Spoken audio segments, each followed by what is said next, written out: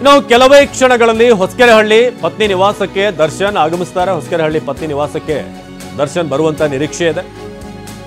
Police ಸಿಬ್ಬಂದಿ ಕೂಡ ಅಲ್ಲಿಗೆ ಆಗಮಿಸಿದ್ದಾರೆ. ನಾಯಂಡಹಳ್ಳಿಯಿಂದ ಮುಂದಕ್ಕೆ ಸಾಗಿದಂತ ದರ್ಶನ್ ಕಾರು ಕೆಲವೇ ಕ್ಷಣಗಳಲ್ಲಿ ಹೊಸಕೆರೆಹಳ್ಳಿ ಪತ್ನಿ ನಿವಾಸಕ್ಕೆ ದರ್ಶನ್ ಆಗಮಿಸ್ತಾ ಇದ್ದಾರೆ. ನಾಯಂಡಹಳ್ಳಿಯಿಂದ ಬನಶಂಕರಿ ಹೋಗುವಂತ ರಿಂಗ್ ರೋಡ್ ಏನಿದೆ ಆ ರಸ್ತೆಯ ಮೂಲಕ ಇನ್ನೇನು ಕೆಲವೇ ಹೊತ್ತಿನಲ್ಲಿ ಹೊಸಕೆರೆಹಳ್ಳಿಯ ಅಪಾರ್ಟ್ಮೆಂಟ್ಗೆ ದರ್ಶನ್ ಆಗಮಿಸ್ತಾ ಇದ್ದಾರೆ. ಸೊ ಯಾವುದೇ ಸರ್ಜರಿ ಆಗದೆ ದರ್ಶನ್ ಈಗ ಡಿಸ್ಚಾರ್ಜ್ ಆಗಿರೋದು ಆಸ್ಪತ್ರೆಯಿಂದ. ಸೊ ಸರ್ಜರಿ ಆದರೂ ಕೂಡ ಅದರದೇ ಆದಂಥ ಒಂದಷ್ಟು ಆಫ್ಟರ್ ಎಫೆಕ್ಟ್ಸ್ ಇರುತ್ತೆ. ಸೊ ಆ ಕಾರಣಕ್ಕೆ ಏನಾದರೂ ಫಿಸಿಯೋಥೆರಪಿ ಮೂಲಕನೇ ಕ್ಲಿಯರ್ ಮಾಡಬಹುದಾ ಅನ್ನೋದನ್ನು ಒಂದು ಪ್ರಯತ್ನವನ್ನು ಡಾಕ್ಟರ್ಗಳು ಕೂಡ ಮಾಡಿದರು. ಸೊ ಬೇಲ್ ಸಿಕ್ಕಂಥ ಕೆಲವೇ ದಿನಗಳಲ್ಲಿ ದರ್ಶನ್ ಈಗ ಆಸ್ಪತ್ರೆಯಿಂದ ಡಿಸ್ಚಾರ್ಜ್ ಆಗ್ತಾ ಇರೋದು.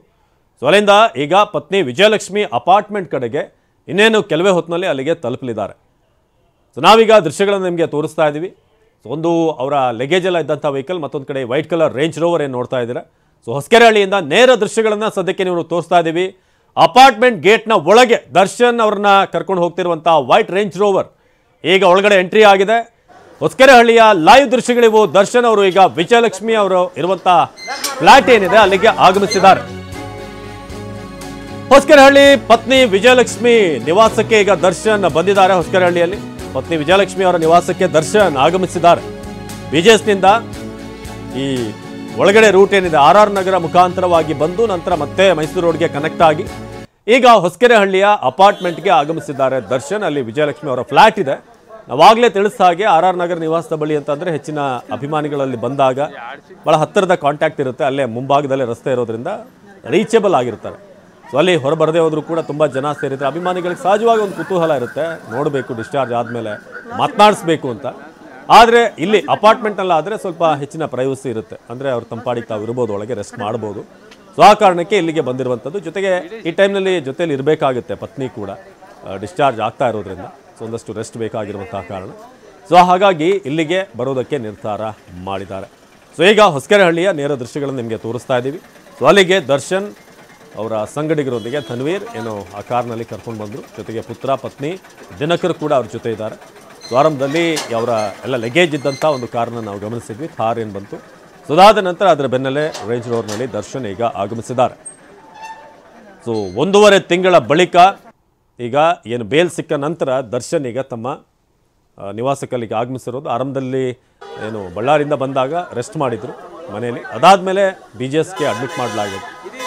ಸೊ ಆದರೆ ಈಗ ಬೇಲ್ ಸಿಕ್ಕಂಥ ಕೆಲವೇ ದಿನಗಳಲ್ಲಿ ದರ್ಶನ್ ಈಗ ರಿಕವರ್ ಆಗ್ತಿದ್ದಾರೆ. ಸೊ ಈಗ ನೀವು ದೃಶ್ಯದಲ್ಲಿ ನೋಡ್ತಿರೋ ಹಾಗೆ ಇದು ಹೊಸಕೆರೆಹಳ್ಳಿಗೆ ಬಂದಂಥ ಸಂದರ್ಭ ಇದು.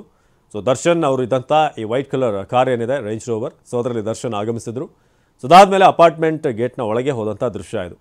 ಸೊ ಒಂದಷ್ಟು ದಿನ ಅಲ್ಲೇ ರೆಸ್ಟ್ ಮಾಡುವಂಥ ಸಾಧ್ಯತೆ ಇದೆ. ಮುಂದೇನು ಶೂಟಿಂಗ್ ಭಾಗವಹಿಸೋದಕ್ಕೆ ಅವರ ದೇಹ ಹೇಗೆ ಅನುಮತಿ ಕೊಡುತ್ತೆ, ಎಷ್ಟು ಬೇಗ ರಿಕವರ್ ಆಗ್ತಾರೆ, ಇದೆಲ್ಲವೂ ಕೂಡ ಸದ್ಯಕ್ಕೆ ಭಾಳ ಪ್ರಶ್ನೆಗಳ ಉಳ್ಕೊಂಡಿರೋದು. ಜೊತೆಗೆ ಮುಂದೆ ಅವರು ರಿಕವರಿ ಕೂಡ ಈ ಮುಂದಿನ ಸುಪ್ರೀಂ ಕೋರ್ಟ್ ಹೋಗುವಂಥ ಏನು ತಯಾರಿಗಳಾಗ್ತಾ ಇದೆ ಇದು ಕೂಡ ಮುಖ್ಯ ಆಗುತ್ತೆ. ಸೊ ಬೇಲ್ ಸಿಕ್ಕ ಕೂಡಲೇ ಕಂಪ್ಲೀಟಾಗಿ ಗುಣಮುಖರಾದರು ಅಂತಂದರೂ ಕೂಡ, ನಿಜವಾಗ್ಲೂ ಗುಣಮುಖರಾದರೂ ಕೂಡ ಅದು ಪ್ರಶ್ನೆ ಬರುತ್ತೆ, ಹೌದಾ ಇದು ಬೇಲ್ ಸಿಕ್ಕ ಕೂಡಲೇ ಹೆಂಗೆ ರೆಡಿ ಆದ್ರಿ ಅವರು ಅಂತ. ಸೊ ಹಾಗಾಗಿ ಪ್ರತಿಯೊಂದು ಮುಂದಿನ ಈ ಮೆಡಿಕಲ್ ಚೆಕಪ್ಗಳು, ಅವರ ದೇಹದ ರಿಕವರಿ ಇದೆಲ್ಲವೂ ಕೂಡ ಭಾಳ ಪ್ರಶ್ನೆ ಆಗುತ್ತೆ ಈಗ. ಸೊ ಹೊಸಕೆರೆಹಳ್ಳಿಯಲ್ಲಿ ಪತ್ನಿ ವಿಜಯಲಕ್ಷ್ಮಿ ಅವರ ನಿವಾಸ ಏನಿದೆ ಅಲ್ಲಿಗೆ ದರ್ಶನ್ ಆಗಮಿಸಿದ್ದಾರೆ. ಆಸ್ಪತ್ರೆಯಿಂದ ದರ್ಶನ್ ಈಗ ಡಿಸ್ಚಾರ್ಜ್ ಆಗಿ ಸದ್ಯಕ್ಕೆ ಈಗ ವಿಜಯಲಕ್ಷ್ಮಿ ನಿವಾಸಕ್ಕೆ ಆಗಮಿಸಿದ್ದಾರೆ. ರೀಚ್ ಆಗಿದ್ದಾರೆ ಈಗ ಹೊಸಕೆರೆಹಳ್ಳಿ ಮನೆಗೆ. ಇನ್ನು ಒಂದಷ್ಟು ದಿನ ಅಲ್ಲೇ ವಿಶ್ರಾಂತಿ ಪಡೆಯುವಂಥ ನಿರೀಕ್ಷೆ ಇದೆ. ಆಗಾಗ BGS ಆಸ್ಪತ್ರೆಗೆ ಏನಾದರೂ ಚೆಕಪ್ ಇದ್ದಂಥ ಸಂದರ್ಭದಲ್ಲಿ ಬರಬೇಕಾದಂಥ ಅನಿವಾರ್ಯತೆ ಇದೆ. ಎಲ್ಲವೂ ಕೂಡ ಅಂದ್ಕೊಂಡು ಹಾಗೆ ಆಗಿದ್ದರೆ ಈ ಘಟನೆ ಆಗದೆ ಹೋಗಿದ್ದರೆ ದರ್ಶನ್ ಅವರ ಡೆವಿಲ್ ಸಿನಿಮಾ ಡಿಸೆಂಬರ್ನಲ್ಲಿ ರಿಲೀಸ್ ಆಗಬೇಕಾಗಿತ್ತು. ದಮ್ ಕಟ್ಟಿ ಆದರೂ ಕೂಡ ನಾವು ಡಿಸೆಂಬರಲ್ಲಿ ಬಂದೇ ಬರ್ತೀವಿ ಅಂತ ದರ್ಶನ್ ಆಲ್ಮೋಸ್ಟ್ ಅಕ್ಟೋಬರ್ ಡಿಸೆಂಬರ್ ಈ ಒಂದು ಡೇಟನ್ನು ಕೊಟ್ಟಿದ್ದರು. ದಸರಾ ನಂತರ ದೀಪಾವಳಿ ಮುಗಿತಿದ್ದ ಹಾಗೇನೆ ಅಥವಾ ಆ ಸಂದರ್ಭದಲ್ಲೇ ನಾವು ಬರ್ತೀವಿ ಅಂತ ಡಿಸೆಂಬರಲ್ಲಿ ನಿರೀಕ್ಷೆ ಇತ್ತು. ಎಲ್ಲವೂ ಕೂಡ ನೀಟಾಗಾದರೆ ಅಕ್ಟೋಬರಲ್ಲಿ ಬರುವಂಥ ನಿರೀಕ್ಷೆಗಳು ಕೂಡ ಇದ್ವು ದಸರಾ ದೀಪಾವಳಿ ಸಂದರ್ಭದಲ್ಲಿ. ಆದರೆ ಸದ್ಯಕ್ಕೆ ದರ್ಶನ್ ಡಿಸ್ಚಾರ್ಜ್ ಆಗಿ ಮನೆಗೆ ಬರುವಂಥ ಒಂದು ದೃಶ್ಯಗಳನ್ನು ನಾವು ನೋಡ್ತಾ ಇದ್ದೀವಿ. ಹೋದ ವರ್ಷ ಇದೇ ತಿಂಗಳಲ್ಲಿ ಕಾಟೇರ ರಿಲೀಸ್ ಆಗಿ ಸೂಪರ್ ಹಿಟ್ ಆಗಿತ್ತು. ಆದರೆ ಈ ವರ್ಷ 2024 ದರ್ಶನ್ ಜೀವನದಲ್ಲಿ ಮರೆಯೋಕೆ ಸಾಧ್ಯವಾಗದಂಥ ಒಂದು ವರ್ಷವಾಗಿ ಉಳ್ಕೊಳ್ತು. ಅಂದರೆ ಅದು ಕೆಟ್ಟ ನೆನಪಾಗಿ ಉಳ್ಕೊಂಡಿದೆ.